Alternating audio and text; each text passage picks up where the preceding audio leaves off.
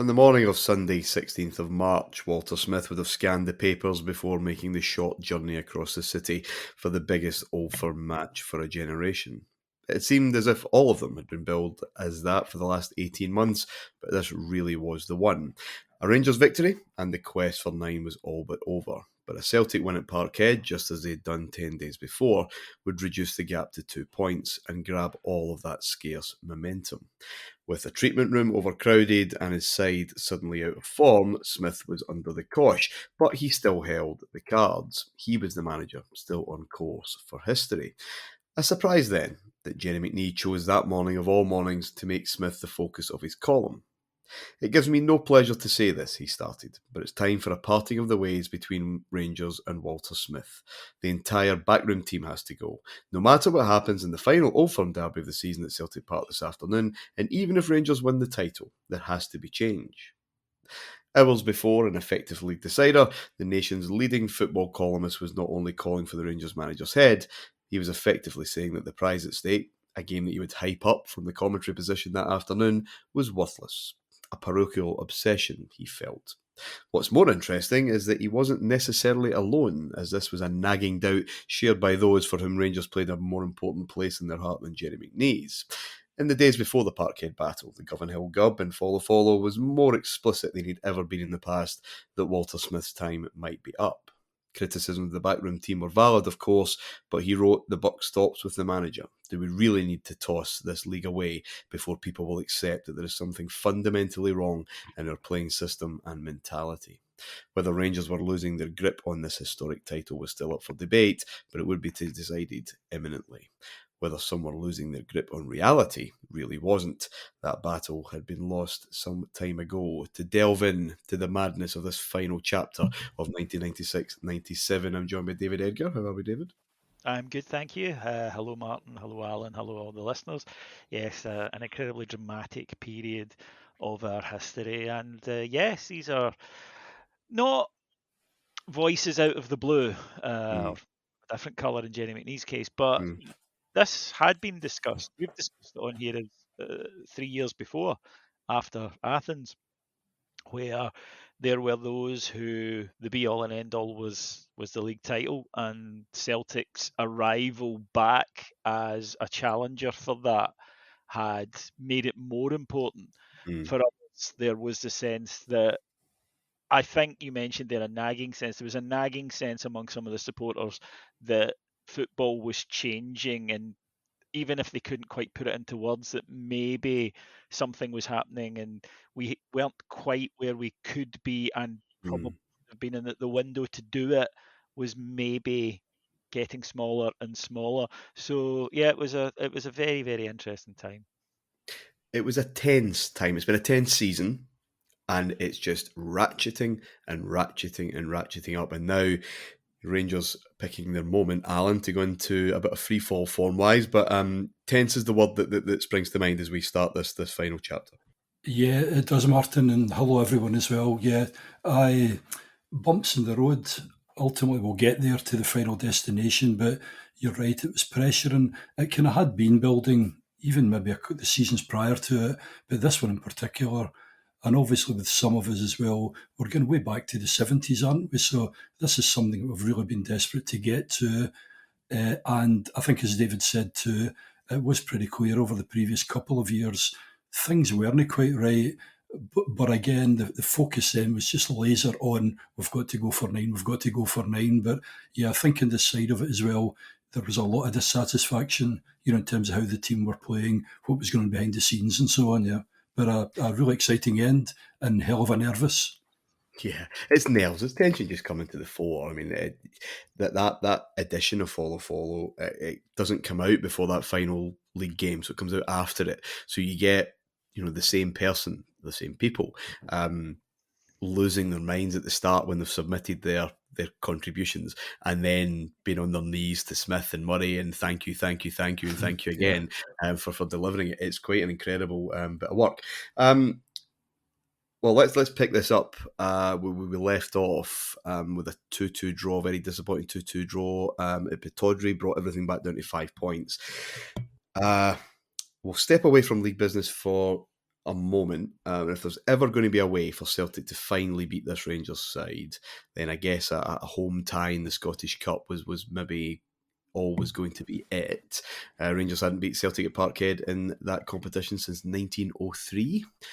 And we'd lost them, 3 times in a row between 89 and 91, that latter being famously one we've talked about with the 3 Rangers red cards. So on Thursday, 6th of March, Tommy Burns finally stops 10 in a row in a way. 10 Rangers games without defeat. 2-0 win, well deserved. Just off the back of that Pittodrie draw, Andy Gorham had cracked ribs and he failed a late fitness test. He was in the players' lounge, legend has it, with a drink in hand when he was told he's going to have to play anywhere because Theo Snelders had suspiciously broken down in the warm-up. Yeah, Gorham, no fit state to perform his normal heroics, even with his old foe, Van Hooijdonk, yet again not starting. He would leave for Nottingham Forest soon after. Celtic went ahead with a Malky Mackay header. Gorham couldn't move properly, freely, to go out and stop that Di Canio free kick. Celtic got a penalty soon after, and Di Canio easily converted that. We were appalling. I was there that night. We lacked that grit and the belief that had characterised so many performances there. No Goff, no Gascoigne because of injury. Gorham's not playing with his cape. Maybe too much expected of Laudrup. Miracles even beyond him. Eric Bo Anderson, the hero of the previous match, of course, wanted just far too much time in the ball. The fixture was wild, and his contribution to the season was over when Alan Stubbs fractured Bo Anderson's skull during a clash of heads. It was Celtic's night, David, and they and their support rejoiced. A lot of the supporters waited for the Rangers bus to remind them that they weren't, they were mortal after all. The players did their celebrations on the pitch, strangely, going back into their pre-match huddle after the game, something that they never did before, whipping up the crowd, a crowd that needed no encouragement. If they thought that the dragon had finally been slain, they maybe wanted to check that the fire had definitely gone out of it. This was not a clever move, but it was unquestionably their night that night. Yes, it was. We were absolutely appalling and didn't deserve anything from this match at all. And sometimes you just have to be honest about that and say Rangers were flat. Our defensive performance looked panicked. The midfield was, I think we could kindly describe it as functional anyway. And Laudrup had a rare in that period off night, and Rangers offered very, very little. And Celtic grew in confidence as the match went on. And once they took the lead, that for them was huge, because I think that then it was, well, he's not going to stop us tonight. We're not going to be kept out by him, and they're going to steal one. Because I think anybody would watch that match and say one team looked likely to win it. If it wasn't for the fact that you knew that we'd seen matches like this before, and Rangers would go on and nick a goal, and Gorham would do his part. So when they took the lead, you could see us, or you could sense rather. You were at the game, Martin. I wasn't, but I'm sure there was a rush round their end as they thought, and they thought collectively, players, management, that we're going to do this tonight. And sure enough, they get the penalty. No complaints. It's a penalty. And it's 2-0, and it was done. Rangers weren't scoring 2 goals that night. And it was a very meek way to exit the cup. There's no getting away from that. The celebration, though, afterwards, and obviously it's going to be relevant to what we're going to talk about later. I remember even as a supporter, just watching on the TV when they did that. I remember the pub I was in Cowanning, which was very Rangers, as you can imagine. And everybody was, there was a few kind of F words uttered and a few sort of pointing at the screens. But the general thing that I remember in it and feeling and speaking to people and my dad and various other people is we all went, right, okay, fine, noted. We'll see. And I think that some of the reaction we're going to come to, I don't want to spoiler alert because we'll get into it later, but chat shit get banged, I believe is what the kids say these days. So it was definitely, there's no getting away from the fact that you can try and rewrite history to say that Rangers' reaction to that was entirely based on the date. It was very much a case of, right, if this is what you want, they got carried away. They did. They got carried away. It was too big a one. What they should have done, absolutely, is go with another one of these, a much more important one of these in 10 days. Let's shake hands, quick celebration with the players and down the tunnel. But Tommy Burns' Celtic was not that. No. Tommy Burns' Celtic was an absolute roller coaster. You were either up there or down there. They couldn't do serene. They couldn't even do wave to the crowd and go in and get bluttered for 2 days. It just, everything had to be out there in public, and it had to be your heart on your sleeve and your guts on the table. And that's what happens here. But as I say, the reaction among Rangers fans, very disappointed in the defeat, obviously, and the performance, because the performance was god awful. But there was definitely a sense of, right, if that's how you want to play it, noted, and come back to us in a couple of weeks. Alan, this reaction, I want to ask you about that, or your memories of that, because I think there were two reactions to it, and it's glass half full, glass half empty, I suppose. I was up at Aberdeen as well, and I remember that bus journey vividly. Just older guys, when I was only, 15 or whatever, starting to panic a wee bit. If we keep playing like that, we're going to chuck this. And then this happens on the Thursday night. Gascoigne's out, Goff's out, Gorham's crocked. Laudrup can't do it all himself. We don't have a striker because they're all injured. McCoist is the only half-fit one. We've got to come back here. Now they've got this monkey off their back. Jesus, this is unravelling here. Or, okay, it had to happen eventually. Couldn't keep, going on forever without a defeat. Would rather it happened in the Cup. We're always crap in the Cup at Parkhead. That's just one of these written rules, or unwritten rules, sorry. Rather it happen now than March 16th, and perfectly serene about the next week that would unravel. Can you remember in which camp you were firmly situated? I don't think serene. I remember at the game, Martyn, but even going to it, when you saw the lineup, and for the avoidance of doubt, I wasn't at the 1903 game, so I haven't seen them, just in case anyone picks that up. But no, I just kind of felt, as you say, we'd seen them, I think 3 times they'd beaten us in Scottish Cup, and David said we hardly laid a glove on them anyway, so they deserved to win.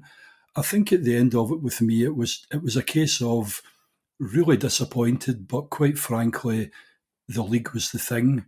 There was a wee bit of a kind of worrying about, okay, we're going to have to come back here later on. But I think at the time it was a case of, hopefully we'll have some of the other guys back. And again, if you remember, Celtic typically seemed to, under Burns in particular, go absolutely bananas and say beat us or whatever, and then do something daft. So I had a wee bit of a, over the kind of long term, I still thought we would have enough to do it, Martyn. I didn't see the stuff at the end of it because, unlike you guys, an Old Firm game, if I know I'm going to get beat in Celtic, and the minute the whistle goes, I'm out because I can't even stand, do you know what I mean, after it. So I had missed that one. But no, from my point of view, scunnered that we'd lost in the Scottish Cup, but quite frankly, the main thing was the league. And as I say, hopefully by the time the next one came, we would have a few more players back. And in the past we'd done the business, against them. So hoping that second team would do it then, yeah. Okay, so Dale Snelders is not reliable as a backup. Gorham, if he doesn't recover from this rib thing, we're in a bit of bother. Smith has to react. He goes to the journeyman of all journeymen, Andy Dibble, who nominally a Manchester City player for years, but I think he's played for about 12 different clubs during that spell on loan, including Aberdeen, where he replaced Theo Snelders, who was injured. His first training session apparently was up there in Rangers Legend with Jardel's. He looked like a bomb scare, Andy Gorham wrote. He was letting them in from all angles. I could see the looks on the faces of the boys. What the fuck have we got here? Players joked that they signed Officer Dibble instead of Andy Dibble. And confidence, shall we say, was not high should Gorham be unable to shake off that injury. Walter had gone to Italy to watch Bologna and try to get a deal done for another Swedish World Cup star of 1994, Ken Anderson. just for the rest of the season. But Bologna still running for UEFA Cup space, didn't want to lose them, couldn't get the deal done. Needed to find anyone, as that week went on. Well, the week did develop. First of all, the good news, Celtic went to Rugby Park on the Tuesday night and lost 2-0. You've pretty much nailed it there, David. Still on a high from, finally slaying the dragon. Can't get back down to business. Can't sharpen the focus again when it really matters. The chance to put Rangers back to 2 points. They think they've blown it. Completely think they've blown it. Burns goes out for dinner on the Wednesday night because Rangers are at home to Dundee United, where we lose 2-0 somehow at home to United. Gorham, his ribs aren't the problem, but he rips a muscle in his thigh. He is now out for the rest of the season.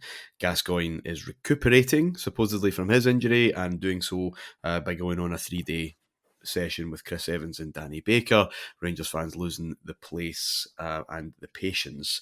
This, Davey, is what prompted me to call time on Smith as Rangers manager and replace him with the man who had taken those 3 points, Tommy McLean. Interesting that, McNee's big objection to Smith has been lack of European success. He doesn't suggest Lippi or Cruyff or Capello, but yeah, Tommy McLean, who he says has the sharpest tactical mind in Scottish football and deserves to be tested in Europe. Was a decent man, but in truth, the truth of the matter is his time as manager is up. What a week that was. It's not really helping with the nerves. Yes, what a week. I could believe that they lost that game, the Tuesday night one, because they had that in their locker.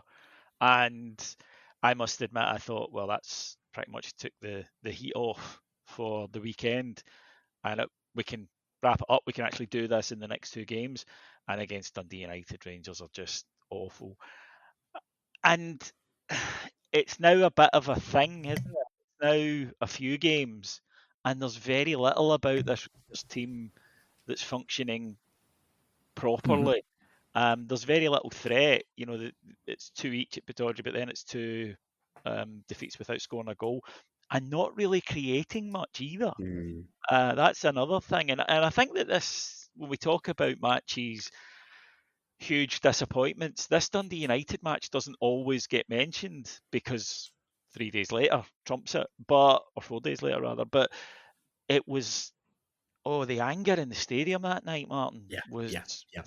And this is why McNee's comments, as we discuss them now, seem a bit mischievous. And we'll talk about maybe the agenda of writers like that, but it's not in isolation. Like that, this is not a ridiculous thing to come out with, because that night it's just, again, this frustration getting to everybody, the tension getting to everybody, the nerves getting to everybody, because once United went ahead, forget it. And Tommy McLean's sides, we used to joke, Tommy McLean somehow manages to get 14 people in an 11-man game to put them all in defence against Rangers. It was atrocious to watch, but it was successful for him at Rangers, against Rangers, more so than a lot of other managers, because he was very good at it, and which he was, and he was very good at finding players who could fit it.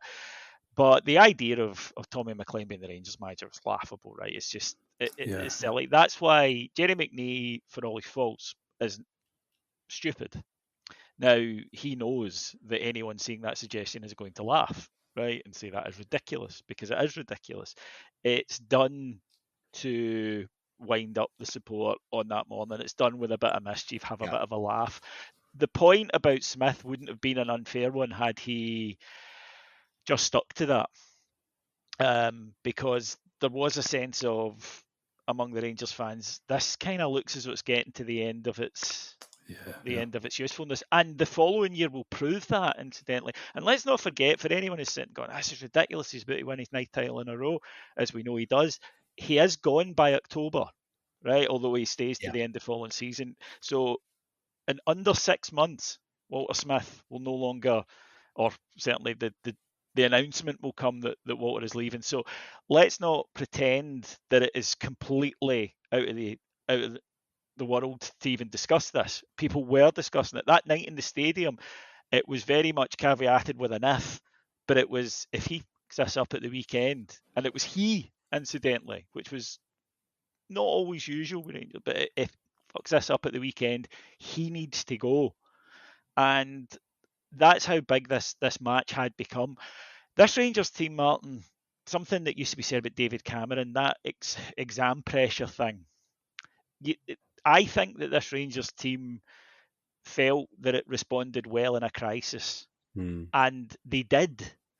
But I wonder, looking back now, if they somehow invited crises They created them just to onto get the themselves. juices flowing. Yeah, not deliberately, obviously, but I think there was a subconscious thing with them that when it really matters, we will dig it out, and that proves to be the case for a number of years, right up until the end of the following. But the problem is to get to that mental position of having their back against the wall, they let performances like this slip in. You could also argue in the case of both sides, maybe they had their eye on the weekend, and I don't think that would be unfair. But McNeil knew what he was doing. He was ramping up the pressure. He was cranking it up. I know that Walter Smith was particularly dismayed by it, and especially the McLean suggestion he took as a bit of an insult. And it's hard not to see it as that, in all honesty. Alan, your memories of that, particularly February night? Yeah, the atmosphere in the ground was, as you say, was terrible. I mean, they actually scored a couple of good goals as well. Kind of down the wing, put in the middle. We were shocking through the middle of the park. I think David hits a good point as well about how there's a subconscious, well, it's okay when the pressure's up, we'll do the business. But they tended to get a bit too slack, and it was happening a bit too often.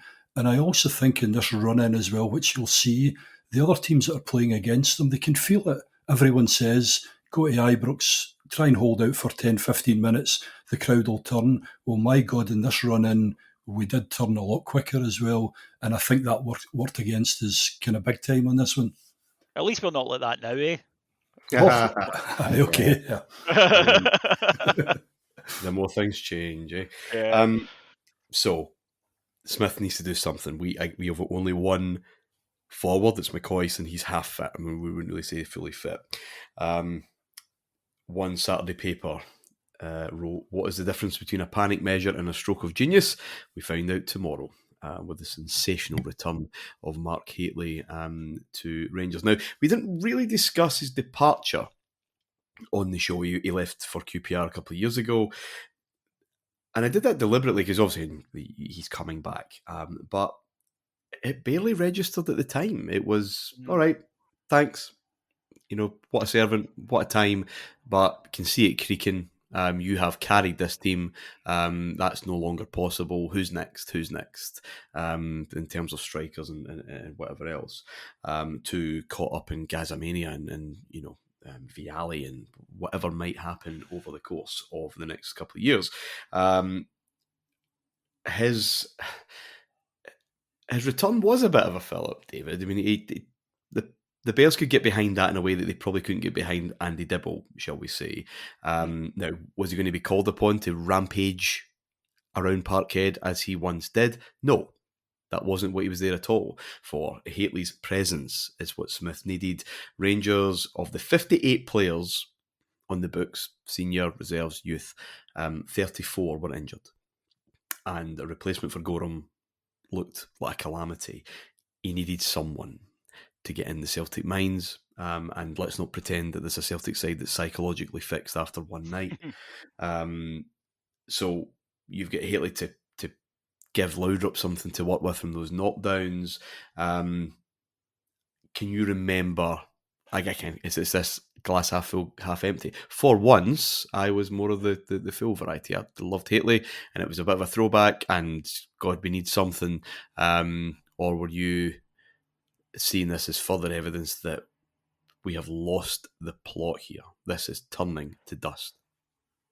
We had tried to get Kenneth Anderson, you mentioned that, and I thought Kenneth Anderson was a great player, and I think a lot of people in Scotland did because, as we've mentioned before, we seem to play Sweden an awful lot, and he was a real linchpin of that side. Terrific big player. He had the double gun celebration. Good job he never scored at Parkhead, did the phone to Polis, but he was a quality player, so we don't get him. Well, I'm expecting someone like that, and then the news comes we're getting Mark Hateley, and at first I was very much in the, whoa, really? camp. And then when you sat down and thought about it, you realised why Walter had done this. And as soon as I saw the clip, Scotland Today, where he's coming into the airport, and he says, what's it like to be back? And he says, I'm not back, I'm home. He And looked like he could just get stripped and go straight out there. He's walking with a purpose. He's Yeah, not slowing yeah. down to talk to him. You need to keep up with me. He looked like a man on a mission. That's what the Bears needed to see. That was exactly it. And the players did. The players did, because if you've, I've been fortunate enough to spend a bit of time with Mark. He's a very, very confident individual, right? Yes. But in an assertive way, not in a, not in a stuck up, or not in a way that makes you go, oh, check him. He's not flashy, if that makes sense. He's an alpha male. He walks into a room and heads turn because he's a big, tall guy, and he has an aura about him. And one thing I didn't take into account then, that I can now at this distance, and I did almost immediately afterwards, they were fucking terrified of Mark Hateley. That club were terrified of him. His Hateliness, his innate Hateliness was a terrifying factor to them. And they were so caught up in him being on that field, they negated to look at so many parts of their own game. And as you mentioned, for a side that doesn't like it up them, which they don't, that doesn't like when teams are really physical with them, which they don't, and are emotional basket cases who are, up 1 minute, down the next, it worked perfectly. But it was also the Hateley that was coming back, even if he would have chucked himself in front of a bullet that day if it had got Rangers the 3 points. And he walks into the dressing room, and Walter has said since, and everybody just immediately goes up 10% because Hateley's there, and he's walking around and he's getting them all G'd up, and he's, what this means, and he's giving it all that. And off the bus at Parkhead, their abuse, Hateley's down the front, chest out, come on, this is our arena. And I don't think you can put a price on how big that is. Now, if Rangers lose, we're not saying any of this, but they didn't, so it doesn't matter. It worked. It absolutely worked. And like I say, they were absolutely terrified of him. Would have a new player coming in actually had that effect on that one day, that one game? Would Kenneth Anderson have been a better long-term signing for Rangers? Of course he would have. It's not even up for debate. Was Mark Hateley the guy we needed that day? He absolutely was. Yeah, he was. Bigger than Hateley, even, and I agree with the assessment of that impact, David, was the return of the captain. Even from the start, we didn't know how long he would last, but he was back in. Brian Laudrup had worn the armband for 3 games, and all 3 were a disaster. Laudrup has maybe should have learned something for that for next season, but okay. Laudrup had many skills, but for club and country, not really one that he was naturally confident with. But Goff's return for a game that Archie Knox told the players in the dressing room was the most important game in the club's history, was vital. And here's how it went.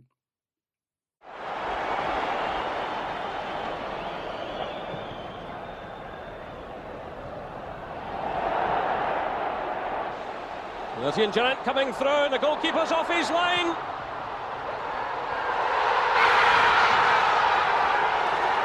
Rangers sensational take the lead. What a mess the Shelby defence got into there. It was Hateley with Anori. He got the merest touch on it, and then Stubbs headed it into the path of Durant. The goalkeeper had already left his line. Malky Mackay had the chance to clear. Again, Celtic push everyone forward. They don't have the height though to worry the Rangers defence. The final whistle sounds, and that wraps it up for Rangers. The fans celebrate. So, gentlemen, the biggest Old Firm game in the modern era, I thought it is, and it was an abomination of a football match. I don't think Smith had the choice. He couldn't go there and play a football match. You don't need the players to do that. No midfield, really. Although Durant is a shock starter. Shock to him. The tackles are wild. The football's non-existent. Durant writes, it was an awful game to play in, and even when I've watched the video of it, I've sat there in disbelief. Ederson soon has drummed it into me. I've always prided myself in the value of possession. I don't think I've ever given the ball away so much in my life as I did in that one game. Yes, it was a dreadful advert for football, but you know what? I don't really care. What mattered was the result. And the result came, you can just imagine that goal being scribbled on an A3 flip chart in the dressing room in there. Artillery fire free kick from Alberts, Hateley dominating in the air, maybe the slightest bit of hair left in his head flicks that ball on. Durant being needly and aggressive and getting himself in front of Stubbs, lobs Kerr, and Laudrup, who scored many, many beautiful goals, just simply forces the ball over the line. It is football distilled to its most fundamental level, pushing the ball from one area of the pitch to the other and over the line. Celtic would have to go back to 1983 to find the last time Rangers took the lead there and lost. And with that kind of fragility, I think they knew it was never going to happen. Di Canio was good. He was the only thing that Celtic really had good. He was trying to conjure up something, that free kick that rattled the bar. I'm sure that was still shaken by the end. But, of course, he would lose the plot, famously saying to Ian Ferguson he would break his leg and being nowhere to seen up that tunnel. By that time, everything was breaking loose. Hateley had been sent off for headbutting Stuart Kerr after Laudrup had been stamped on by Mackay, who would be sent off, I think, 12 minutes later. Goff lasted an hour, as was probably predicted. But Rangers were not really tested even when he went off. We had the boys to do it when it really mattered.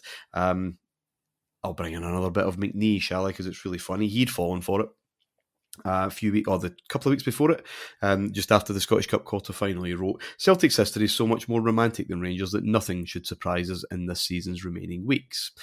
He was rhyming off the titles that Celtic had won from a position of adversity in the past, and he claimed that Paul McStay, the best player in the field in Thursday's Scottish Cup win, can do likewise. Once that dust had settled, and he took a different tone with the Celtic captain. Let's get one thing straight from the start. Paul McStay does not deserve another contract with Celtic. Frankly, he shouldn't have been given the last one. After signing it, he's hardly kicked a ball, and I'm kicking myself that 3 weeks ago I fell for the same old McStay routine. He was the best player on the field against Rangers in a Celtic team to which, to use his favourite word, was buzzing. But it was a Rangers team which was appalling on that Scottish Cup night. Experience should have taught me not to join in the songs of praise. Perfect explanation, really, a perfect description. Until they get rid of McStay, Celtic just don't have that presence in the middle of the park, despite Rangers not really having a full-strength midfield, David. It was, I was going to say triumph for the will, that would get me in a lot of trouble, but it was just sheer force and will and mindset, and it's come to this, and we're simply stronger than you. Yes, it's all of those things. Firstly, can I just reiterate for anybody who wasn't around at the time, when Martyn says that this was an atrocity exhibition, to quote J.G. Ballard, of football, he is correct. This is your traditional feel sorry for the ball football match. Yeah. It's eye-bleedingly bad because you have 22 incredibly nervous people sitting in a bowl filled with thousands of people who are transmitting their tension through the air, and you've got an entire nation who's sitting watching this on television who are doing the same. The electricity above Scotland that day must have been impenetrable. We would have survived a nuclear attack, I think. It really was all of that and more. As a game, awful, just awful. However, you made the point, and it's a very good point, that the Rangers 11 that took to the field that day could not go out there and play toe-to-toe with a Celtic side in a nice, relaxed game of football, because that Celtic team would have won. As we'd seen a lot this season before, David, those 6 games in 95-96, probably the first 2 of this season were good football matches. Were enjoyed for those Sky viewers or whatever, the neutrals watching in. Brilliant games. Some of the best Old Firm games of the modern era, and by definition the modern era, the best ever. Yeah. So they could do that, but this is it. Got everybody fit. This is years and years and years of expectation and pressure on both sides, one to win it, one to stop it, condensed into one afternoon, and it was. I get it was Walter Smith and himself, the experience he had gained in the years coming up to it. He knew exactly how it was going to play out, to be honest with you. You talked about the Mark Hateley one as well, but you've got McLaren there as well. You've got Big Moore. You've obviously got Big Goff too. And Wiedgerant too. He knew exactly how it was going to play out. I don't think Tommy Burns Tommy Burns, he said, was all over the place. But to me, this was just a classic Walter. I'm down to the bare bones. He's been and seen and done all of this before. He knows how it's going to go. And I just think it was a classic because, as you said, after we've scored as well, later on, Celtic don't look like doing too much. So to me, this was a classic Walter Smith. For all we're talking about criticising them, how they play and so on. But at these moments, to me, this was one on him, yeah. And let's be honest here, Celtic shit the bed. Because what they should be doing is this has to be a football match. And we've spoken before on the network on loads of different occasions, loads of different shows about how bravery in football isn't elbowing people or being up for a rammy. Bravery for them that day is to go, we know what we're good at, we keep the ball on the deck and we keep passing and playing and we keep and we find and they don't do it at all. They get caught up in it and the ball ends up in the air, which takes all of their advantage in having, their first 11 fit out of the game because they're playing an alien game to them. The goal, I think the cameraman is almost prescient, Martin, because see if you watch where it starts, it begins with a shot of Albertz from behind. Yeah. And, oh my God, the director has it's as if he's saying, here we go. And it begins with a shot of Albertz from behind him, and he steps up and he launches that ball forward. The big man gets a wee bit of something on it, enough. Ian Durrant comes ghosting in, as Ian Durrant could do like no other. Flips it, and Laudrup, and thank God he did. He doesn't give it up as having gone in. He goes in and makes sure it goes over the line. It was a scruffy old goal, but that it was so fitting to win this game. Yeah, and afterwards, you're both right. Because after that, Celtic just collapsed. The thing we talked about the week before with the first goal, it's a fragile, you mentioned it's one game, Martin, it's a fragile confidence, and they think immediately, that's us. As soon as that goal goes in, they think we're not doing it. They've done us again. They've done that. We've seen this movie far too many times. A couple of interesting points before it. The Rangers players, Richard Goff, that said, Walter must have been in turmoil, but you wouldn't have known it. Yeah. Because he was incredibly just a cool guy at the best of times, but he was really cool and calm going into the game. Alan Stubbs said Tommy Burns hadn't slept in days, by his own admission, and even worse, told these players that. I'm not sleeping because this is how much this game means to me.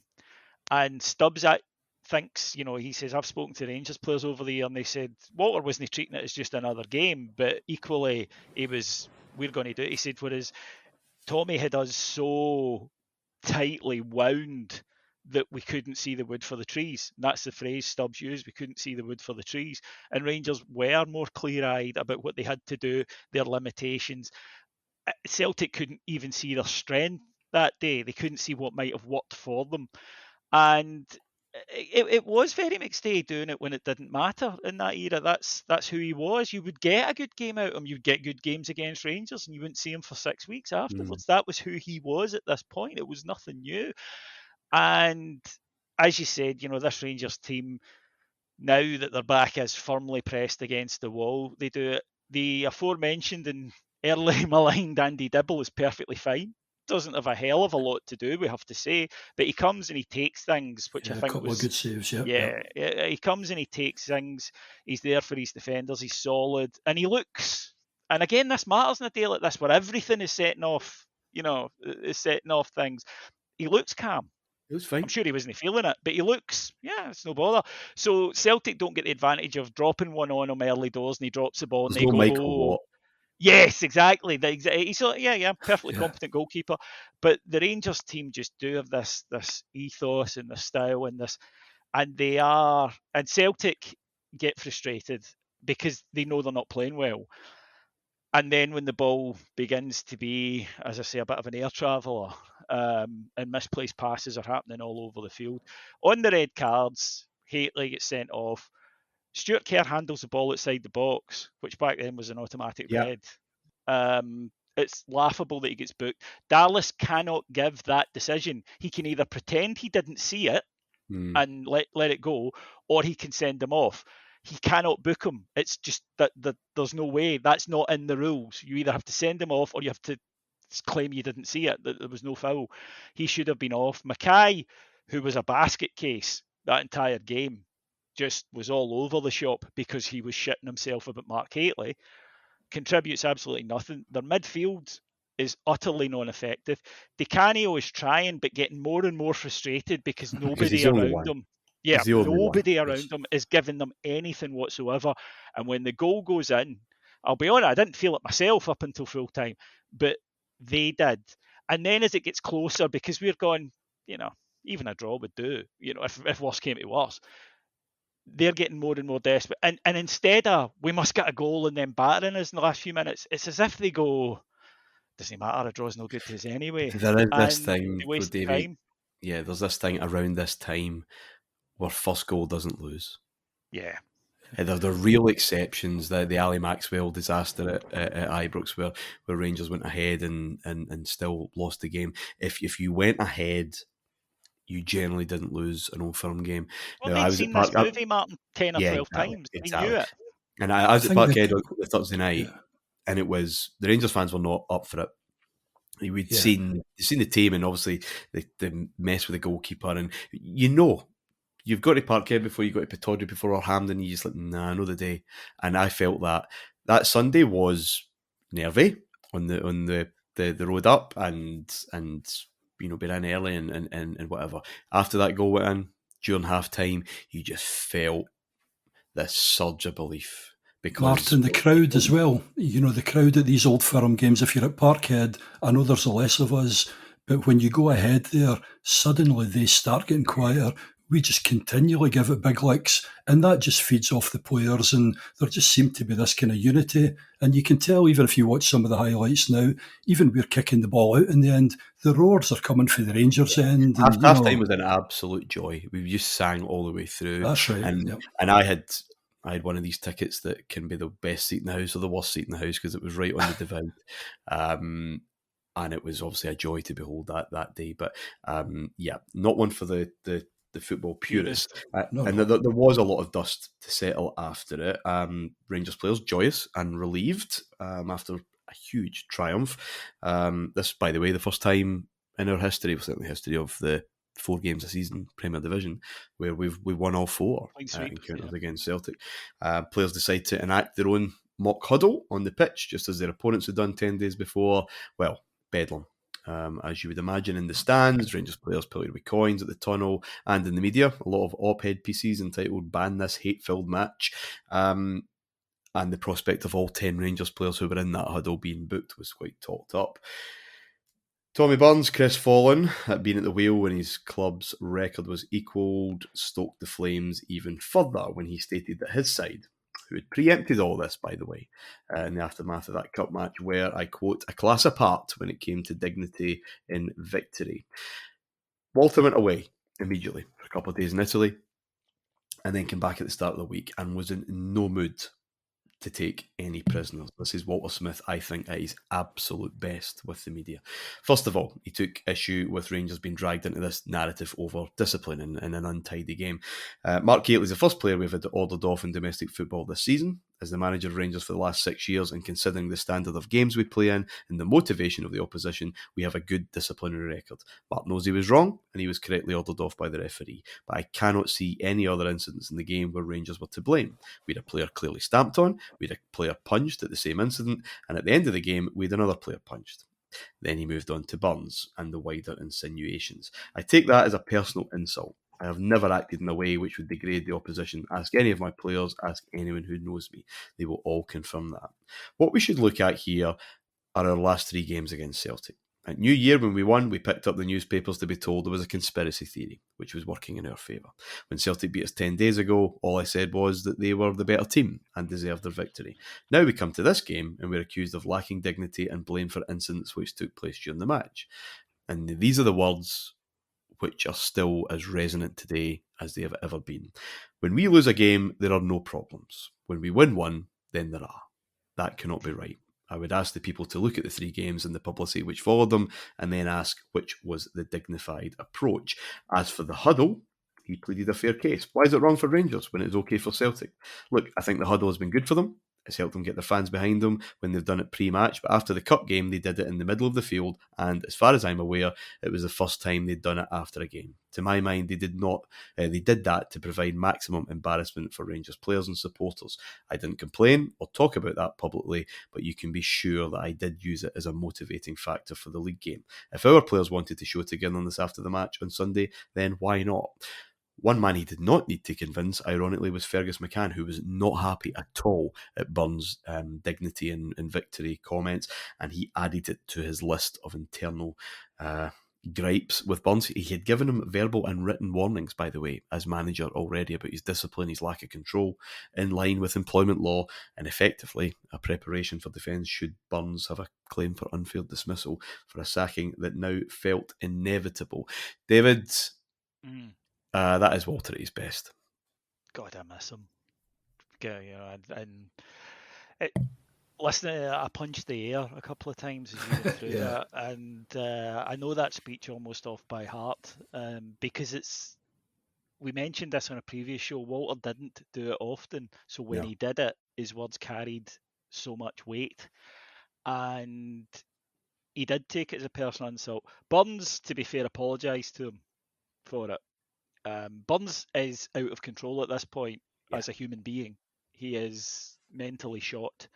And this imminent sacking you speak of, which, again, I won't spoil it because the game it comes in is really, really funny. Well, it is. He's out of control. It was a kindness. The guy just could not be the Celtic manager. He was not emotionally capable of doing it. This is Celtic FC's problem throughout the ages. They're very one-eyed and they are very aware of slights against them. And if there aren't any, they'll invent them. But they don't ever see that anything they do is wrong. I think we're all like that to a degree, or we might try not to be, but you take your own side in things.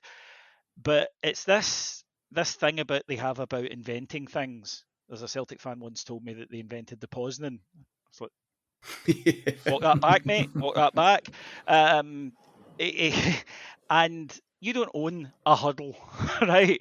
But if you are going to, and I think the Rangers have been decent about this over the years, I think that if we have taken the piss when people want to give us it back, we accept it. We don't like it. You're not supposed to like it. That's the whole point of it. But if you give it out in life, have to be prepared to take it when the shoe's on the other foot. Celtic decided to do that huddle, and they decided to do it, as you mentioned, Martyn, in the middle of the park, where they all went out and had this big celebration. And the Rangers players, fans, officials, manager, we all went, right, okay. And nobody complained, and nobody said anything, and we weren't writing to our MPs, but we're like, okay, we'll every dog has his day. And when our day came, we took the piss. And if they are so precious, and of course they are, and they still are, that they can't handle that, then ask your team not to behave. This myth about Celtics winning with dignity, losing with, it's bullshit. And anybody will tell you that about them. They have a self-image of themselves that is so far from reality. They have a piousness about them that is, I think, particularly disingenuous.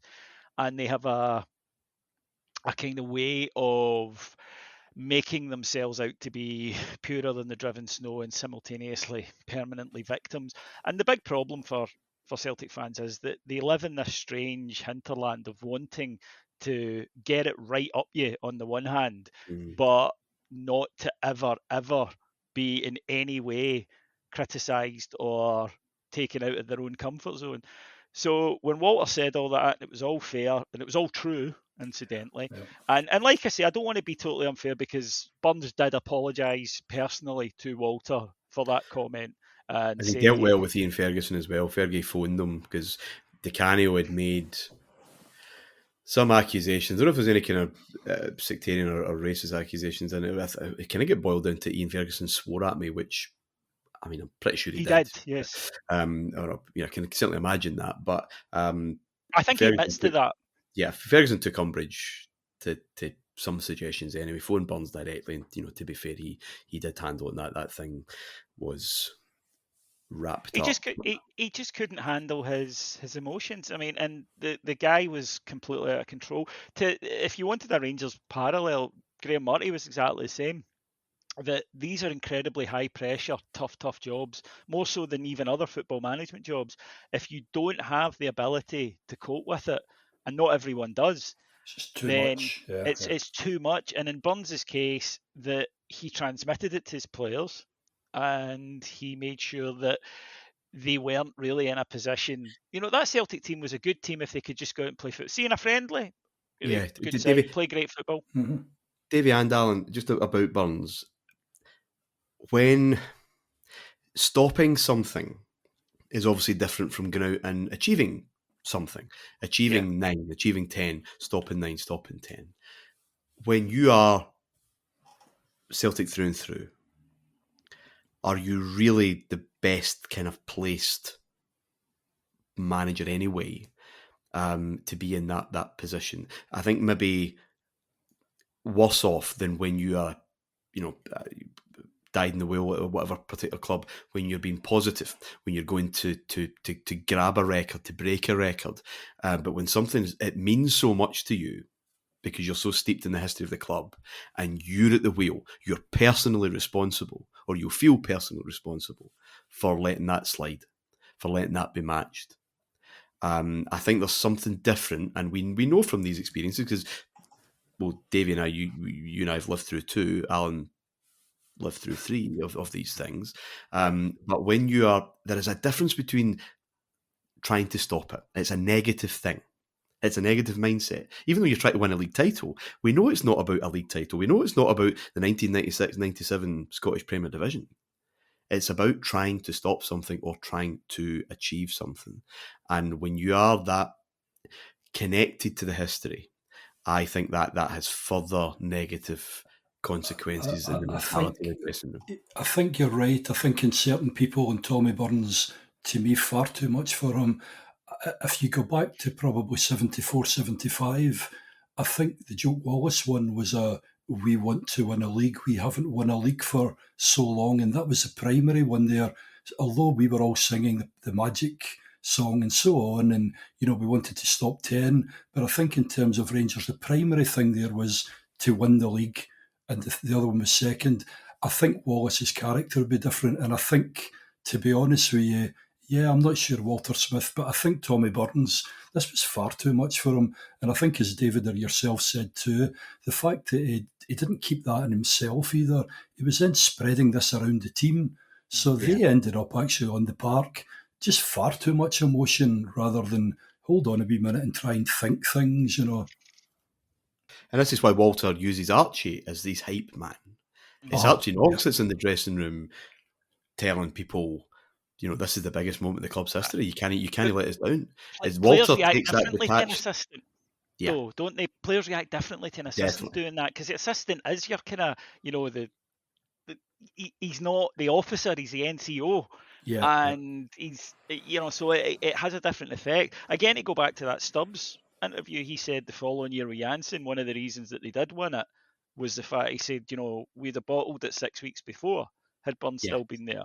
Mm-hmm. I think that you're onto something there with the stopping, something happening. And I've got to be honest and say that when we won 55, I didn't feel that we were trying to stop something, because I just didn't. We wanted to be back, David, to where we were, which was the Rangers.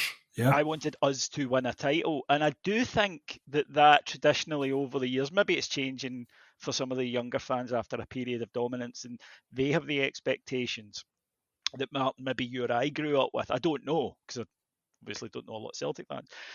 But to our generation of Celtic fans, I've always felt they don't win things, they stop us from winning things. And that's their mentality too. I think we have that in common. That their first thought isn't always, I'm so happy for Celtic. It's, get it right up, you Huns. And I do think that desperation to come in, as you say, is a negative thing. And also, you can't really lead from the front then, can you? Because you're too busy, you're too conscious of the opposition. No. Whereas I think because, and it maybe is the arrogance of youth that you and I have talked about a lot throughout the show, we hadn't been through what Alan had been through. Of course we're going to do it, because we do it. That's so, we have that sort of innate inner belief that, well, we will win the league because we're Rangers and that's what we do anyway. And the team had it and the club had it. And like I say, it's maybe different now, but that generation of Celtic supporters, it was very much their triumphs were to stop us doing something. That was their main aim in that, and it led to a kind of fairly bitter and warped generation of Celtic fans, as we've seen. And one other thing, Alan, the Magic song that you sang and the one that I sang growing up had different lyrics, and I was really panicking for a minute you were going to go with the one. Well, thankfully you didn't. Let's move on. Let's move on to the 3rd of May when Celtic finally did pull that trigger. They'd failed to beat Falkirk in two attempts. They had signed Tommy Johnson, though, even though a Celtic director came out and said to Jerry McNee, this Johnny Thompson lad seems a player, eh? Oh, dear Lord. Falkirk in the Scottish Cup semi-final, 2 attempts, one went to a replay, both at Ibrox, neutral Ibrox, and the chance to cling on to something and maybe build a bridge into next season, even if they'd managed it. Even if they defeated the eventual winners, Kilmarnock, in the final, it's hard to see it being anything other than an anticlimactic washout. 5 or 6 years now, Scottish football's had its eye on this league campaign, this one league campaign, and now history had been settled. And it wouldn't have been enough to save Burns, I don't think. And he was chopped, and it led to a lot of fallout in the board. There's a bit of a split. I think the secretary handing their notice in, and a couple of directors leaving. I think Burns men, but McCann had been brewing for a while, and he'd been meticulous with these. Working in employment law as I do, I always find the world of football, a fascinating kind of outlier that they don't really bother with procedures because it's like kind of Wild West. And here you have someone saying, no, you're going to have a verbal warning, then a written warning. It sounds so antiquated really in the world of football, but he was certainly preparing the way. And Tommy was off. For Rangers, can I just say though, sorry Martin, because I've got a long-standing gripe, and I think we're allowed to use this platform of ours for cathartic reasons. Certainly. Celtic played Falkirk and they had the majority of Ibrox twice, and one of those bastards must have spilled a Pepsi or something on my seat and it was all sticky. Yeah. And every time I went from then on, my feet would stick to the fucking concrete in front of me. You sure it was a Pepsi, David? Well, I luckily, but I had to bring in one day some wet wipes and clean it, and you can't let them anywhere. As a bastard! As soon as I got back in the next week, I said to my dad, because he noticed I was sitting in his seat while he'd been getting the burgers, and then he's like, "What is it?" He said, "To get to fuck." So that was me told. But yes, that day, incidentally, because it again, sorry to labour this, but it's funny. That was a day that oh God, who was it? Was it Andy Walker? It was a penalty they got, and whoever was supposed to hit it, it got wrestled away from him, and the guy missed it. I can't remember which one it was, but laugh. It couldn't have been Walker. No, he wasn't there. He was long ago. But one of the Celtic players was supposed to hit the penalty, and he wrestled it away from a teammate and missed it. And I giggled a little bit at that. But McCann had been. You're right though about the media reaction, because he was popular in the media, Burns. Yeah, of course he was. A lot of them were Celtic fans and had grown up admiring him, and B, he was great copy. He was always liable to say something. But he was done. This is a Rangers show, though. The ceremonial part still had to be done. I mean, the league was over, of course, but there was still more tired slips to talk about. Kilmarnock won 2-1 at Ibrox the following Saturday. Kilmarnock's record against Rangers Celtic at the end of the season is remarkable. Before Mark Hateley got a more fitting sign-off, shall we say, when he got the final goal and a 4-0 home win over Dunfermline, and it was another 5 side in the midweek, a 6-0 hammering of Wraith Rovers at Starks Park that put the champions in a position that could not be overturned by points alone, and with a goal difference of 17 by this point. It was a turn of Rangers fans to sing that 9 in a row song that had scarred a generation 23 years previously. So the stage is set then for Ibrox Bank Holiday Monday, 5th of May, the visit of Motherwell. Sky had moved this game in November. They had said, look, this is Rangers' final home game. If they win this title, this is when the trophy will be presented, because it's, that's what happens. And they had not only done that, but they'd kind of created a double bill. Manchester United were at home to Middlesbrough. They played at midday. Rangers played in the afternoon. Both games on live, one after the other. A United win would hand them the title. A Rangers draw would hand them the title. Brilliant, say Sky. United drew 3-3 with Middlesbrough. Relegation threatened Middlesbrough, and a pretty drab afternoon in Manchester. And then, of course, we don't turn up. I mean, we hadn't played a game in 20 days since that Wraith Rovers game, because of the replay. Was a problem as well. So quite a lot of time off, not with match sharpness. And some of our players went to Ayr for the Scottish Grand National on April 17th, not a game. Ali McCoist arranged for a stretched limo to pick 12 players up at 9:30. And according to Stuart McCall, who's recovering from injury at this time, a lot of tension was relieved. He said, not surprisingly, none of the foreign lads were amongst the dozen or so out that day, which says a lot about the different attitudes there are. Not any thought given to why there are different attitudes and to maybe changing some of ours. There was an expectation that Rangers would just turn up. Richard Gough would lead out Rangers for the last time at Ibrox. Some kind of fairy tale finale to a long story. Richard Gough personifying that long story. He'd been here that whole time, of course. The new Ibrox screens showed videos of the other 8 titles, and then just this large figure 9 at the end.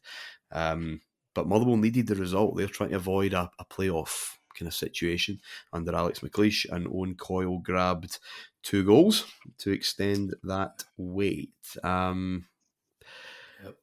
Davey. This is the one and only time, because I learned my lesson, that I have ever pre-arranged a big party thing after a game that we were going to win something in before we've won it. This is your fault, David, yeah? Yep, I'll take the blame. And also another thing that happened in this game, I remember very specifically, is I looked up at the big screen just as Coyle scored his first goal. So I watched it on the big screen rather than from the side of the park. And I've never done that since either. But the universe taught me a wee lesson about chickens being counted previous to them hatching, because that's the one and only time. Remember, I'm only 20, so I've only been able to do this for a couple of years, and had all the plans in place. All the boys, we'd made their arrangements. We knew what we were doing. We had champagne. Everything was all set up, and Rangers were garbage. The weather was really overcast and muggy. Yeah, it's just gloomy, wasn't it? Yeah, and it was. They didn't look like May at all, and. Rangers are just so, because they've been so good that game against Wraith that you mentioned that we won 6-0. Excellent, terrific, and you're just thinking that right, this is going to be nice, straightforward victory, job done, move on. And again, it's something we've mentioned a couple of times. We just do not turn up at all.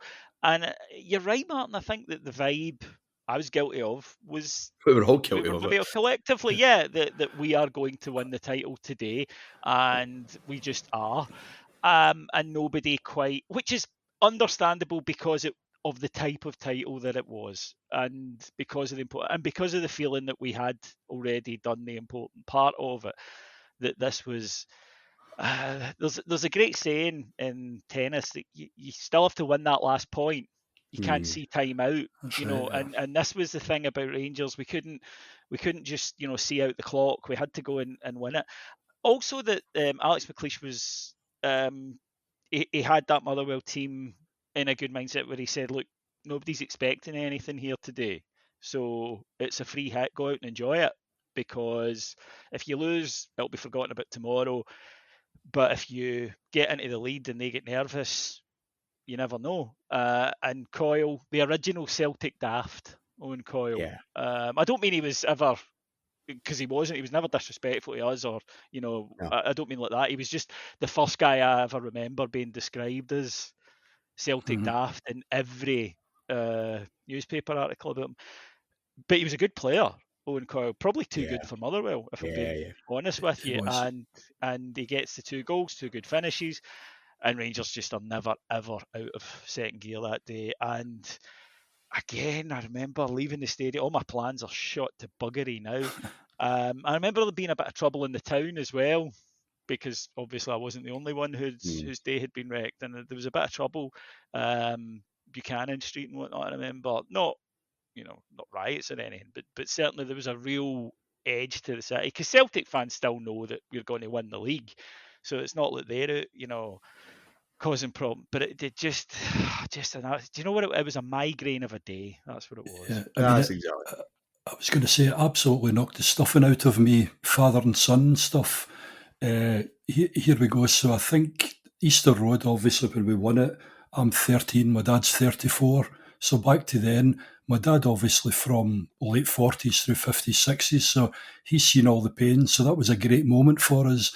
What David said, I went to the Wraith Rovers game. I think I was in a meeting in Bolton that morning, drove all the way back up to the game, obviously to watch it, and was singing that song when we walked out, because it was great, Coisty and Gaza running up the side, and thought we had done it. And going to the Motherwell game, my dad had just started going back to the games with me on the Albert Sanderson thingy. So he was in East Enclosure with me, and I just had in my mind, this is going to be great.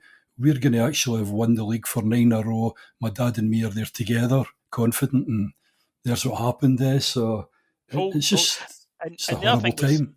A lot of people, because it was bank holiday weekend, had been bevying, for 2 days by this point, and the atmosphere was really flat, because I think that people were beginning to start their hangovers a little bit in the stadium. So it just was a weird and strange day that, again, like I say, it taught me a valuable lesson, and I've never done it since. I always, even when I suspect, I'm always like, right, we'll do something if we win, and we'll worry about it, when the time comes. I've always played it by ear ever since. But just so disappointing. I wasn't panicked. I still thought we'd win the league. I just wanted it over and done with. Yeah. I think when you were looking at it, though, when you looked at the run-in and then you were going, okay, Dundee United at home, Kilmarnock at home, Motherwell and so on, that's the thing. When you look at it, you think to yourself, this is going to be... But just as Martyn said, just the whole pressure thing as well was just mounting and mounting all the way through. Absolutely. And maybe just Rangers, as David's mentioned, this Rangers team just needed a bit of drama about it. It was just maybe too easy. Smith had warned these players about that complacency and cut a frustrated figure. But by the time the next game came around on the Tuesday night, he was more defiant. We will win it now, he promised. And he did. McInally doing the closing down job, which he does so well for Dundee United. Miller's cross is a good one. That hits Laudrup. It's a classic from Laudrup. 11 minutes of the first half gone. Laudrup brings his stadium alight with a glorious goal. Classic from Laudrup was Jock Brown's words and commentary. More of a collector's item than something we'd seen before. A header by Brian Laudrup, of course, 11 minutes into a very entertaining end-to-end game. All that was required in the end to seal history. His 20th goal of the season, more than his first 2 seasons combined. So easy to forget that. Fitting, I think, that he was the hero who arguably stood up more than any other in this season of all seasons, who was most synonymous with its conclusion. We nearly got the perfect ending. Gascoigne hit the post after some sublime work. He's starting his first game since January, talking excitedly about a contract extension. And the two of them on the score sheet, these two gods who had finished the job, really would have been narrative perfection. But for the manager, only ever going to be the chance to just breathe out. Now that it is over, there's a strong sense of relief. Now, of course, it all starts all over again.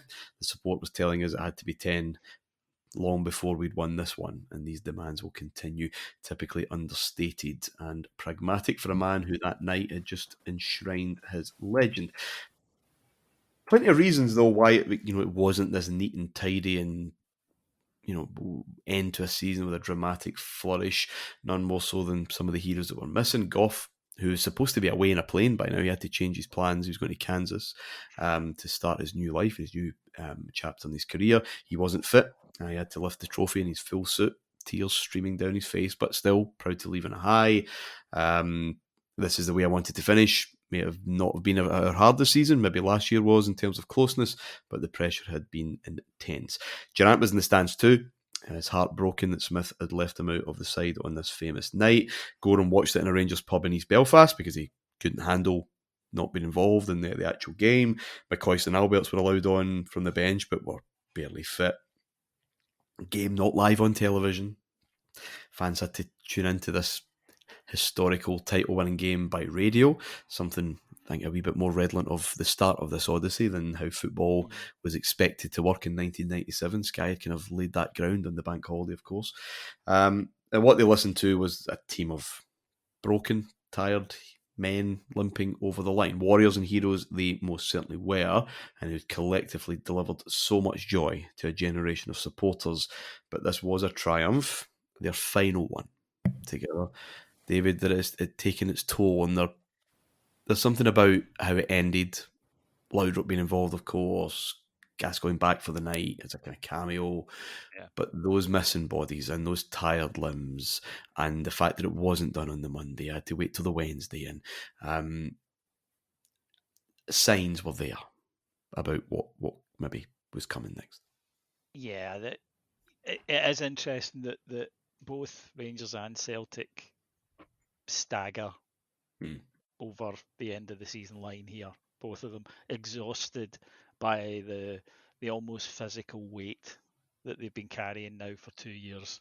And footballers are human beings, and the emotional toll, the physical toll, the attritional games, the constant drama, the suffocation, it has its effect, and both of these sides are just completely done. They are exhausted. And Rangers just need that one final last push. Just one final last push. Just get it done. And it is a good game, and I think that maybe helps it a little bit. It helps us. That it is a football match, that game against Dundee United.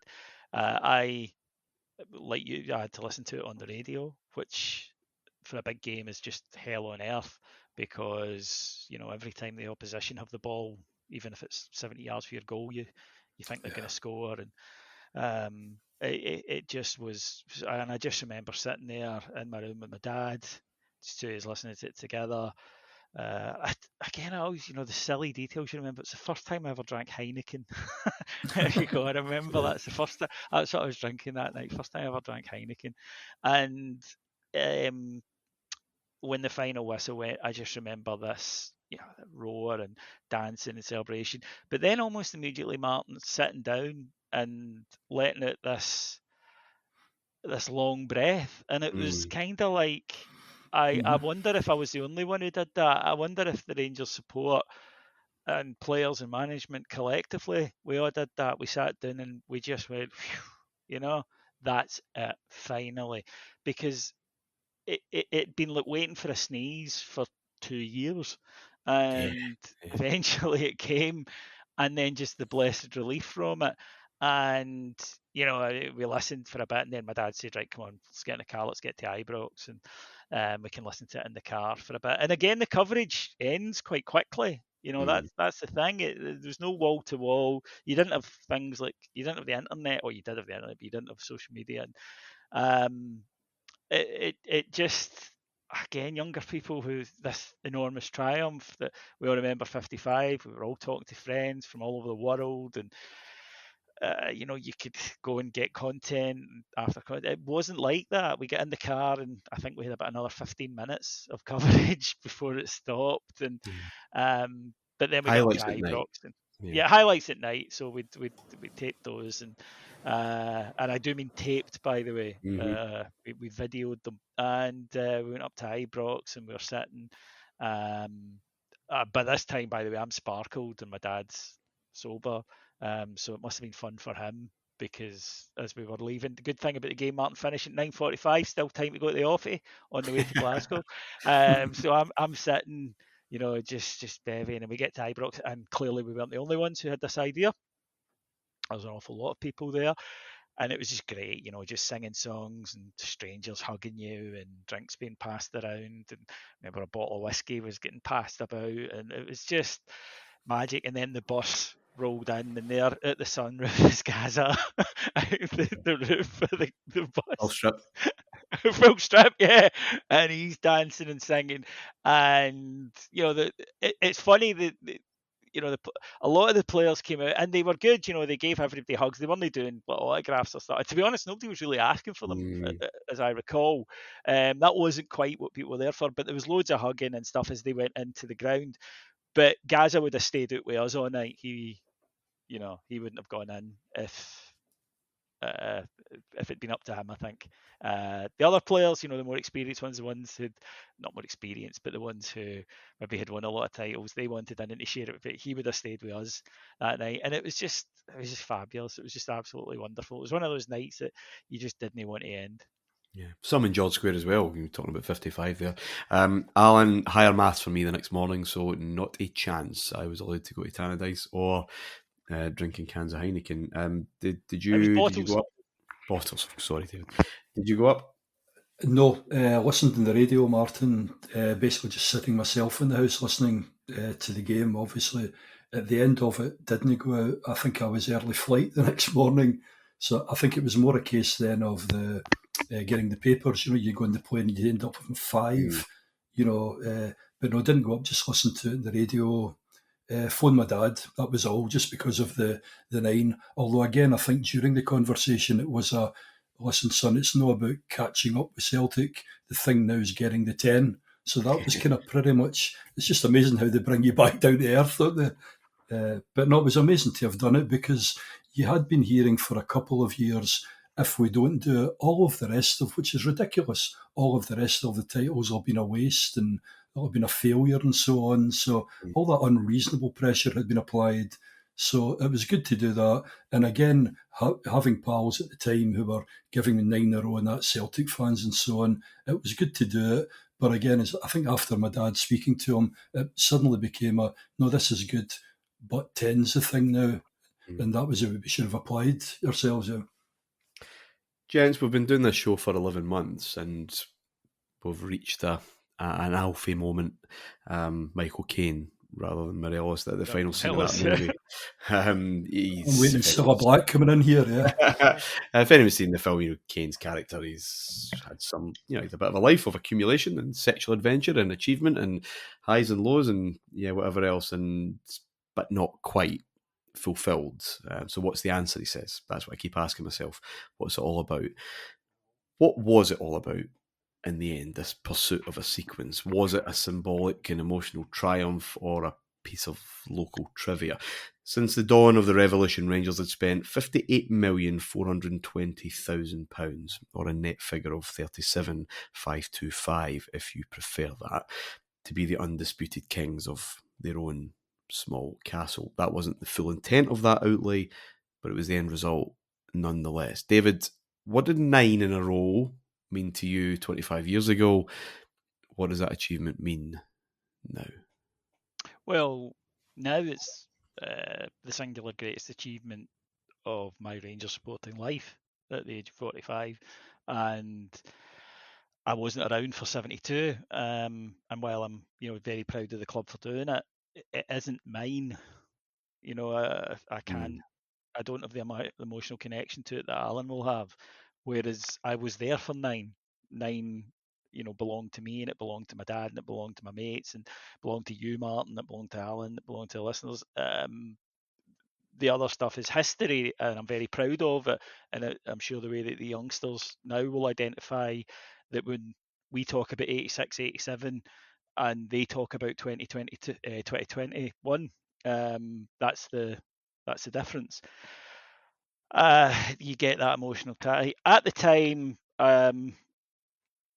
it's a strange thing to say that I felt this great release of tension, and for some reason I never felt the tension in the 10 was as bad as the 9, which maybe says something. Yeah. Because even then I was, we have to get the 10, we have to get the 10. I got over it really quickly. You know, we mentioned before. Get the 10. We had to get the 9. Yes, that's it. There's no point me trying to phrase it or try to find another way. We wanted the 10. We needed the 9. That's it in a nutshell. So there was, even if I didn't know it, I did unconsciously unclench my arse cheeks for the first time in a few seasons, and I think we all did. And like I say, you know, while not winning the 10 was disappointing, it doesn't keep me awake at night. I'm not sure had we blown this title and Celtic still had that 9. And it was just about putting it on the map. And I think, you know, it was very unpleasant living through Celtic's recent 9. But again, it wasn't, you know, we've got one. It just changes. In terms of your thing about, was it a domestic matter? Of course it was. There's no getting away from that. But to use John Gilligan's fantastic line, do Bayern Munich fans care about it? Well, no, but I don't go in and meet a lot of Bayern Munich fans in my work on a Monday. And that's true. So we can debate, incidentally, the rights and wrongs of that. We have on this show, we've mentioned, does our parochial nature hold us back in Europe? It most certainly does. I don't think there's any argument. I think that this show is a convincing case for that. I think that deep in our hearts, all of us would admit, I think logically, we would all say that, oh no, I want Rangers to be, you know, Fabi in Europe and doing this and that. Let's be quite honest here. In our heart of hearts, we want to be number 1 in Scotland. And this we unequivocally, unarguably were, and that's what 9 was. It was a period of dominance. Alan, same question to you, but it's one of the joys of having always the 2 slightly different generations on these episodes, because when you got to, I think we've mentioned this before maybe on the show, but when you got to enjoy finally some titles in the mid-70s, and it felt like you were getting to your era, and your Celtic supporting acquaintances, work colleagues, whatever, we say, yep, you've got your time now, but you'll never see 9 in a row. Again, at the time, symbolically, emotionally, what did that mean? And again, looking back, how do you view that particular achievement? I mean, at the time, in terms of achievements, David mentioned that for me it was always 72, you know, clearly because it was a European one. If you think about that one, Celtic's European Cup, which was a lot easier, but anyway, that's another story. But the biggie for me is 72. And as you say, then it suddenly became the greatest thing for me, actually seen as winning the league, winning trebles and cups and so on. The 9 itself, I think the more we get into it, in the first maybe 4 or 5 years, I was more around the let's win the league, let's win it again. But thinking of Europe at the time, you know, in these early ones, thinking, could we actually go further? Could we get closer in Europe?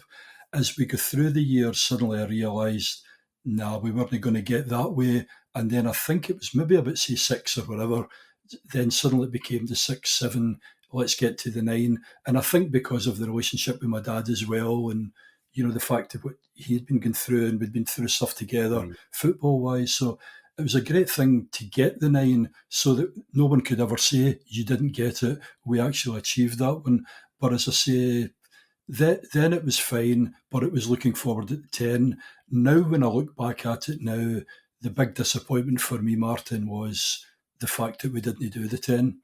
To me, that's the biggest regret that I've got. But achieving 9 that night, just that feeling of, you know, winning it at Tannadice. And I think with us, we didn't go to the Hearts game, but they came back to Ibrox after it. So it was great actually seeing the players, it was a you know, in the rain back. and so on. Yeah. It was a beanbag.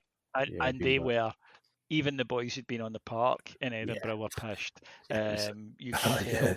It was absolutely... By the way, for any youngsters wondering what a beanbag at Ibrox was, if they put up big screen, no. you were in the main stand and Copeland. 2 screens on. Copeland as well. Yeah. Well, I was in the main, and they had the big screens on, and the players arrived and they were pissed. You could tell they were pissed. But in a way, it's almost fitting that Scottish Cup final was what it was that year. It was Kilmarnock Falkirk. And no disrespect to Kilmarnock to this day, for obvious reasons, they had a 25th anniversary dinner. It was a huge thing for them. They won the Scottish Cup, but Scottish football as a whole, I think, had just gone, yeah, okay. The actual main event had finished, and get on with it. But I think as well. One last thing about it, about in terms of, I remember at the time, my girlfriend's brother was a nice guy, he was a Celtic fan, but he used to wind me up and he would say, European Cup 9 in a row, and I would say, they're not yours, you don't, it's just a thing in a book to you. You don't get them. I'm here right now. I'm going through all this. You're going through all this. My 9 in a row is also your 9 in a row. And, he took it in a good way. But then he said to me one time a few years later, he was like, no, you're right. It really hurt. So there you go.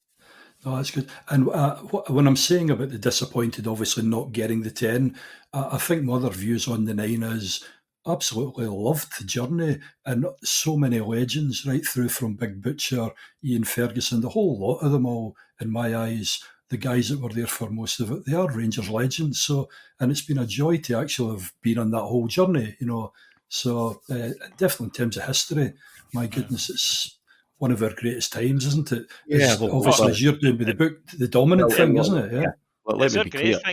Yeah, it is exactly that. It's not one of our greatest times. No, this is our greatest era. Yeah. Without question. 86 to 98 is without a doubt the greatest era in Rangers history. And we've got generations on the show, and I get that, come from all different angles and parts of society and different family views on whatever.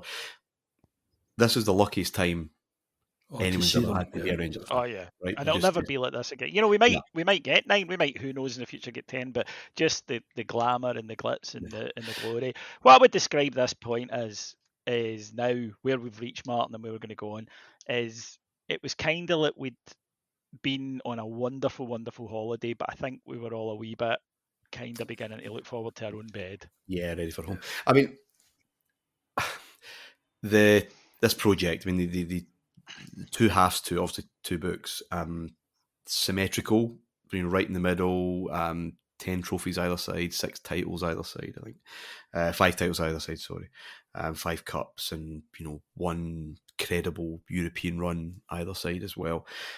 But that first half, that 86 to 92, there are some contradictions in there, little caveats and whatever, but I found it far easier to find that kind of thesis, if you like, that kind of narrative flow, that this was going somewhere and it was pushing forward, and all this success that we were picking up was part of this one forward motion.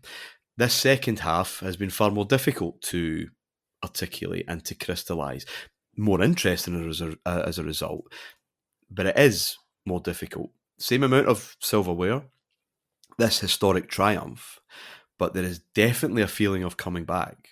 There is definitely a feeling of inward looking.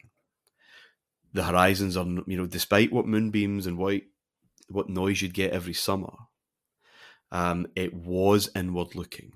Mm-hmm. And that I think provides quite an interesting tension. That McNee position now, right? Jimmy's a Celtic fan. He is a Celtic writer. He's got Jimmy McGrory's medal in his pocket, and he idolised Stein. For emotional reasons, I'm sure he did want Rangers to concentrate on other things and maybe have a year off the league, so that wasn't matched. And incidentally, by concentrating on the Champions League and going further, he could further his own broadcast ambitions, because he would get to commentate on the later rounds of Europe's, showpiece event. But this argument of parochialism, there is some merit in it. It was a time where the big picture was getting bigger and Rangers' focus was getting undoubtedly smaller. Now, we've got all this commercial revenue, record commercial revenue, market exploitation, incredible investment. And we didn't use it to develop a modern football club, top-level training facilities, increasingly professional practices.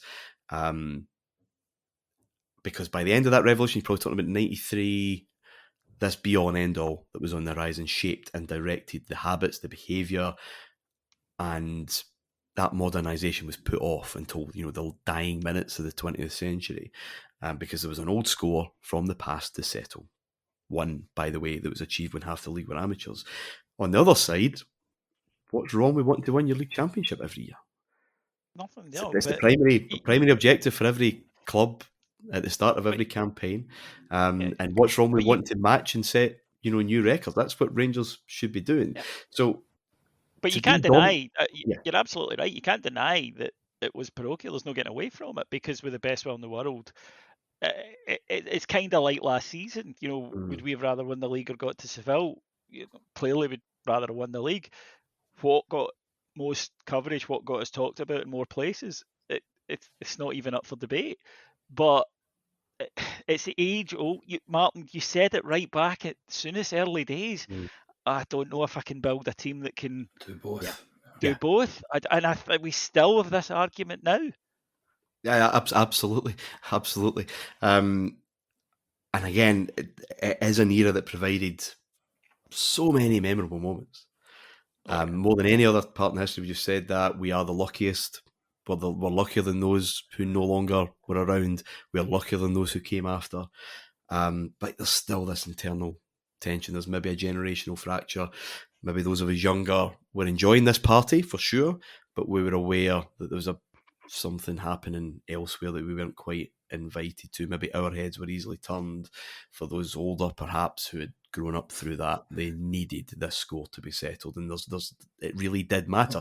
And also, that's how rivalry works. Yeah. It's easy to say, I don't want to be defined by them. Tough. That's how it works. Rivalry's good. Rivalry pushes you on to or should push you on, push both parties on to try and outdo, to try and go one better. But you've hit the nail on the head. You've got to go one better, Martyn. That's the difference. Well, it's not striving to equalise. Yeah. You've got to, at the very least. Isn't it always coincidentally that the old firm always seem to match each other? Yes, it does. I guess for me, the timing is an interesting thing. These circumstances we talked about from 86 to 1990 were perfect for that kind of revolutionary energy that Souness and Holmes and then Murray brought to the table. But they were anything but perfect when the club was kind of set on this unalterable path towards this perceived destiny. 92 to 97 was not the ideal moment in the trajectory of European football for a club like Rangers to be caught looking within itself and back towards the past. But it's incredibly difficult to do both, as we've just talked about. Style, the practices to get the best or better of Celtic or any other kind of transient challenger, they were too sacrosanct to rip up in the hope that we'd get better possession football, maybe get to the quarterfinals of the Champions League more often than not. It was just too much to risk. If things had been different, say that Dougie Arnott goal wasn't scored at Fir Park on that penultimate day of 91, and Rangers were steamrolled by Aberdeen at Ibrox, hanging on, because we started the day hanging on. Maybe we could actually made more of that position, the commercial revenue and everything that would have still followed, the trophies that would have still followed, to build a more balanced club, one more ready for the future, to be better prepared when Bosman came along to properly grab it. But it was never going to be anything but when we're on that path, I'm afraid. What I would say is that obsession of any kind is never healthy. The blinkers on, you can't see the world change. And that die was cast in 93. Once 5 had been knocked off, the rest of the field beaten to a pulp. Getting to 9 became the holy grail. And the path of least resistance, I guess, was less than trying to compare and match Celtic's other great 60s feat. I guess, David, one big problem with my little counterfactual history there of Rangers being knocked off course in the early 90s and finding a more serene, well-balanced place in world football is it's based on one major assumption, that being that David Murray would exercise cool judgment by the late 1990s. with the Lewis money, kind of burning a hole in his pocket. That maybe wasn't quite as realistic. But we'll talk about that in days to come. Gentlemen, thank you very, very much for joining me tonight. It's been a pleasure. Thanks, David. Oh, thank you, Mark. Thank you, Alan. And I hope the listeners enjoyed it as much as I did. I thought that was excellent tonight. Thank you, Alan. Yeah, I'm the same. Thanks, guys. Really enjoyed that one. And no, that was just wonderful going through all the kind of bits and bobs around it. So, no, enjoyed it. Thanks. Next week will be a financial special with our two money men, Andy and John, to explain how Rangers engineered dominance and I've got more money than Andy. how perhaps they gave it away, and how Celtic got in a position of maybe longer term strength. We'll look at the numbers that put all that together. There will be a Christmas break, and then in January we will finish with that disappointed but no less interesting coda to this series, and perhaps one final live show to knock it all off. Again, as I said, this Lewis money is burning a hole in David Murray's pocket in the summer of '97.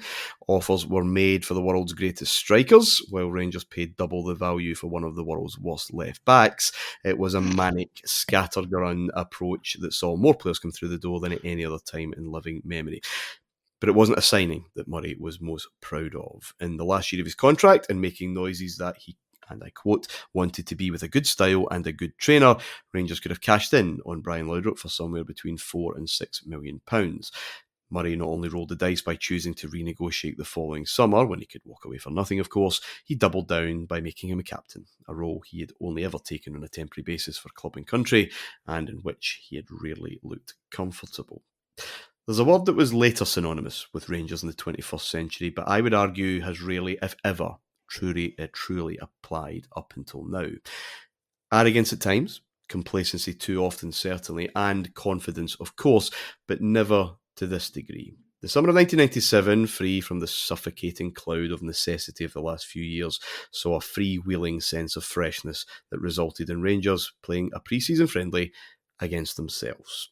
Hubris had well and truly arrived. What happened next should have been ultimately predictable. Until next week, bye for now.